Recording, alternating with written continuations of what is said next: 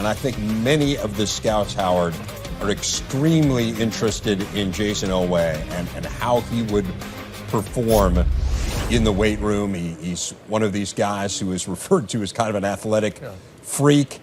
Here he is on the broad jump, 134 inches. Put that into perspective for people. You talk about explosion, right? And both feet are on the ground, and he just takes off and explodes. And that's ultimately another data point that these coaches can use to talk about how that translates to what he's able to do on the football field. And Dave, this is one of the stretches you do before you go out and run, correct? Yes, this is, in fact, I think he got this from me. Yeah. Just in all seriousness, to put Oweh into perspective here, Isaiah Simmons from Clemson, who was the 8th-round pick of the Cardinals last year, who was looked at as kind of an athletic freak, and again, a linebacker, right? He did 132 inches on the broad jump. So Oweh, who is a rush end, a bigger player, further on the broad jump by a couple of inches. And again, I think he is a fascinating case here, Howard. There is a feeling that there is untapped potential here because he didn't start playing football until his junior year of high school. He was not as productive a player at Penn State as Shaka Toney, who plays the exact same position. So give us a sense of why scouts are so excited about Jayson Oweh. Well, you think about his raw talent, and that's what you're talking about from when he started playing. So his untapped potential that's there.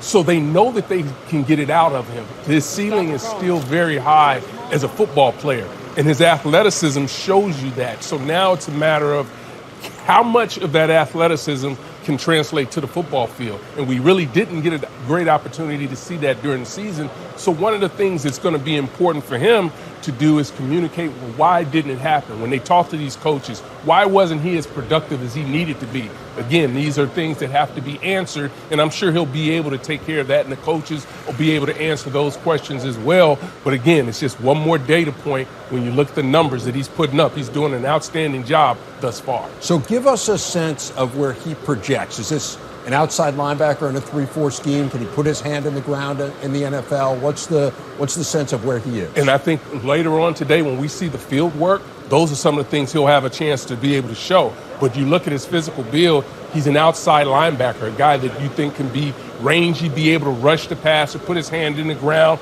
but also can he get out in coverage? Can he get to the flat, be able to cover the backs and the tight ends out of the backfield? These are all why people are so interested in what he's able to do. Yes, he's not going to be a guy that's necessarily going to be that first-round draft pick, but when you see the potential there, that's what these scouts and really get excited about in coaches when they have an opportunity to talk with him and to run him through a lot of these drills. And this is the balancing act, I think, and it's what makes the NFL draft so intriguing to people is, yes, it is about what you did at the college level, and there are some incredibly productive players who get drafted on that.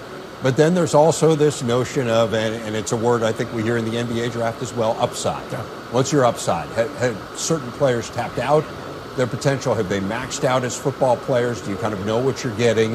Whereas with others, hey, can we turn this guy into a potential superstar? And I think that's where people see Oweh. Now, look, there are cautionary tales, I think, where people draft someone based on the workout, based on the weight room, based on what they run, and it doesn't necessarily project to the football field, and that's what makes this an inexact science. I think it's what makes it so interesting. You're absolutely right, and that's why I think when we watch him go through his drills, how he's able to take the coaching from these pro coaches and what they're asking him to do and being able to communicate back and forth will give them some insight. Listen, there's going to be some scouts and some personnel people that are going to say he was not productive at the college level. We can't take that risk. But there are going to be some other general managers and personnel directors and saying, are you guys kidding me? I remember I watched a guy just like this 10 years ago, and look what he turned out to be, an all-pro player. So there's going to be so many opinions about players, but production is important. Let's not forget that. That is very important as we see the guys getting ready to take off for their 40s.